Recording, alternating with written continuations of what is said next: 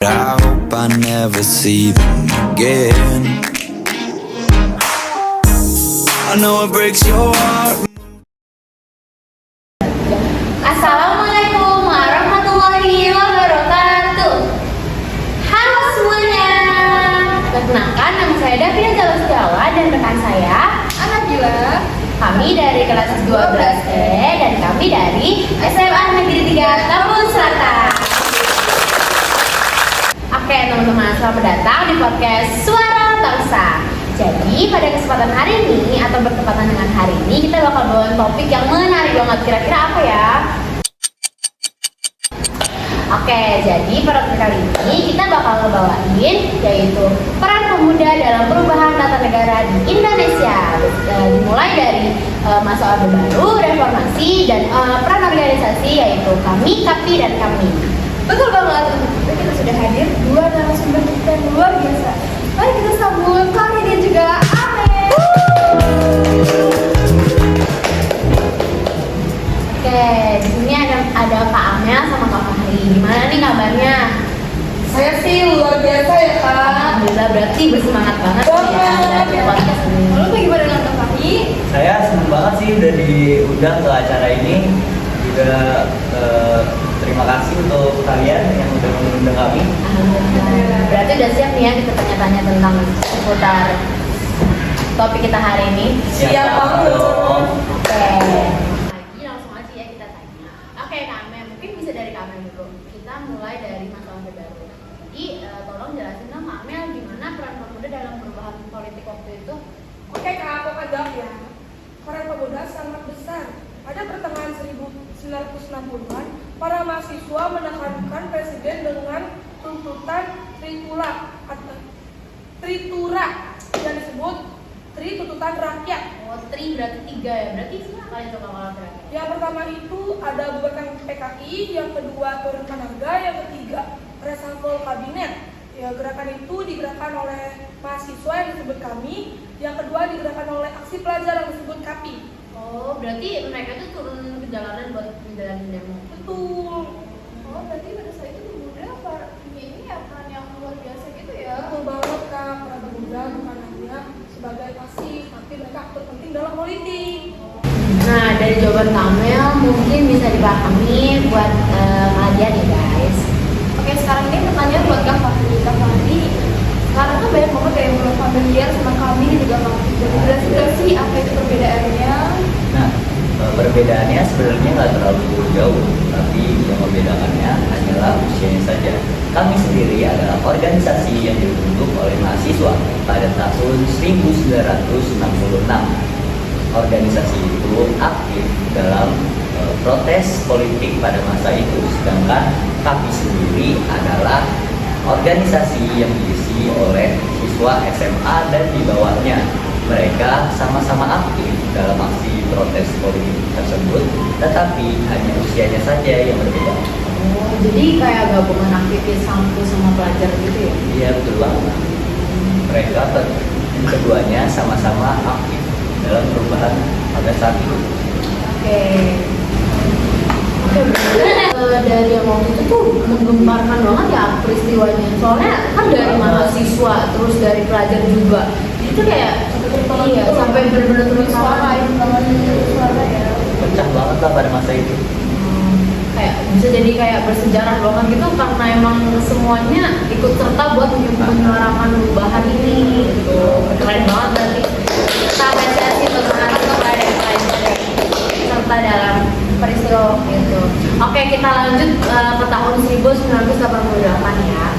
Nah, jadi pemuda tuh kan lagi-lagi punya peranan yang besar ya. Nah, gimana sih konteksnya waktu itu? Siapa yang mau jawab? Mungkin dari kami. Aku boleh. Jadi pada tahun 1990-an itu Indonesia mengalami krisis ekonomi dan krisis politik. Ternyata bukan cuma politik doang berarti ya? Ekonomi Betul juga. Pada saat itu mahasiswa mereka menuntut untuk turunnya presiden kita yang bernama Soeharto. Ini juga salah satu gerakan terbesar mahasiswa dalam sejarah loh.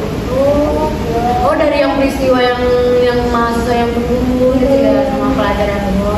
Bahkan mereka menguasai kampus, gedung BPN DPR dan juga memaksa pemerintah untuk turut serta. Jadi asal-usul ini kasih ada reformasi. Betul. Pada saat itu jadinya kembalilah mahasiswa menjadi motor politik. Oke, kita lanjut ya. Setahu saya, organisasi yang lain pada era reformasi ada 3 ya. Ada kami, KAPI, dan juga kami. Nah, menurut Kak Fahri, apa sih peran dari kami itu? Kami yang double M. Nah, Perannya. kami sendiri berdiri pada tahun 1998 pada saat reformasi sedang muncak-muncaknya. Nah, mereka menuntut untuk turunnya Presiden Soeharto dari jabatannya dan pemerintahan yang lebih bersih.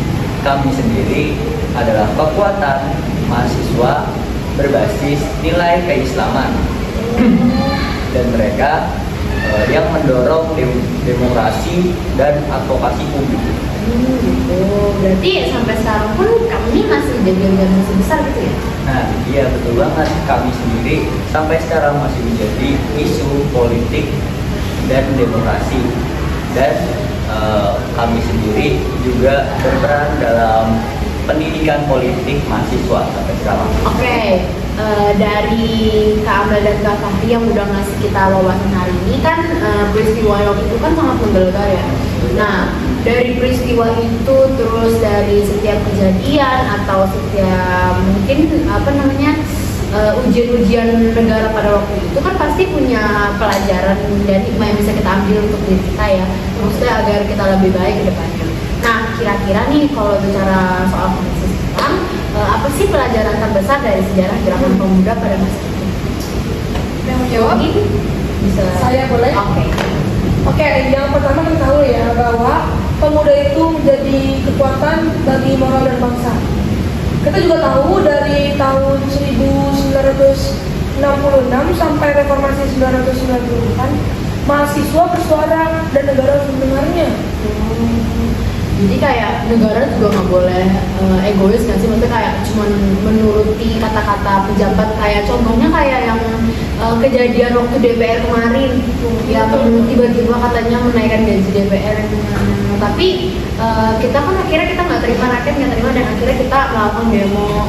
Karena juga kita sebagai mahasiswa atau pelajar juga bisa mengambil sikap dan menilai bahwa nggak semuanya tuh yang kita lakukan atau pemerintah lakukan itu nggak baik. Jadi kita juga harus menyeimbangkan antara yang sudah tertera dan hak kita. Berarti intinya kita harus sebagai pelajar nih yang kita mau ke jenjang yang mahasiswa atau yang lebih tinggi, kita harus benar-benar kayak bisa bersikap dan kayak berpikir lebih luas biar kita tuh nggak cuman individualisme atau egois buat diri kita sendiri, tapi kita juga harus bisa bermanfaat buat nusa dan bangsa. Kita lagi di Indonesia, kita besar di Indonesia, sekolah di Indonesia, Indonesia.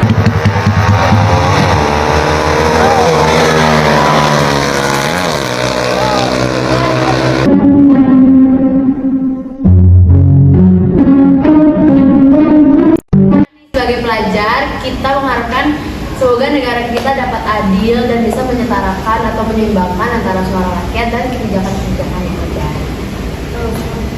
Kita untuk menjadi Indonesia atau negara yang baru itu pasti punya tantangan ya. Pasti. Apa sih tantangannya? Nah, tantangan sendiri itu kan pasti ada di setiap era kan ya. Nah, tapi di era sekarang ini sedikit berbeda karena era sekarang sudah masuk di era digital yang apa-apa pasti masuk ke media sosial. Nah, oleh karena itu kita harus bisa memilih mana berita yang benar dan mana berita yang hanya ingin memprovokasi kita agar kita membenci suatu pihak. Nah, oleh karena itu kita harus lihat dulu sumbernya dan apa bukti kevalitan dari informasi tersebut. Kita harus hati-hati juga, masih nggak bisa asal langsung Percaya. Terutama sekarang yang lagi marak-maraknya AI gitu. Pasti orang tua kita pasti pernah ketipu AI tentang video-video kayak gitu. Kemarin orang tua saya suara lucu ya. Jadi kalian tahu kan kalau AI itu bener-bener di luar nalar lah ya intinya. Kalau hal-hal yang tidak wajar dan luar nalar, dan orang tua saya mempercayai itu, dan saya sebagai manusia atau sebagai pelajaran mengetahui AI itu tidak baik kalau digunakan seperti itu, dan berkata orang tua saya kalau ini nggak benar loh, karena AI zaman sekarang itu dipakai bukan yang baik. Zaman sekarang tuh malah AI itu dipakai yang buat tidak baiknya. Sekarang ini banyak sekali buzzer-buzzer dari mungkin yang nggak suka sama pemerintahan, dia menjelek-jelekan pemerintahan. Contohnya kayak kemarin ada isu Pak Prabowo yang menggelapkan dana kan. Nah, kita itu harus mencari informasi yang lebih jelas lagi. Nggak boleh cuma lihat dari thumbnailnya aja langsung percaya. Kita apalagi sebagai pelajar yang ingin menempuh jenjang yang lebih tinggi lagi, kita harus bisa berpikir kritis lagi untuk menjadikan Indonesia.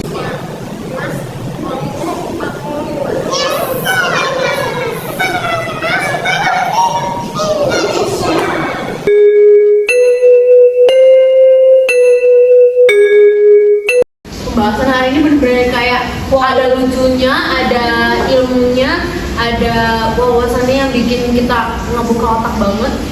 Jadi, wah, Sebenarnya sangat berat banget dan juga banyak banget ya wawasannya. Terus kita jadi tahu jadi bagaimana pemuda Indonesia menjadi motor perubahan dan dari masa-masa. Betul banget. oke, karena waktu kita terbatas juga, jadi saya mau mengucapkan terima kasih buat Kak Amel sama Kak Farid sebelumnya yang udah ngisi podcast kita pada hari ini. Dan terima kasih juga kepada para audiens yang sudah mendengarkan podcast kita dari awal sampai akhir. Semoga podcast ini bisa menjadi ilmu dan bisa bermanfaat bagi kalian. Kurang lebihnya mohon maaf. Sekian dari kami. Wassalamualaikum warahmatullahi wabarakatuh. Denganmu sewa air mata menjadi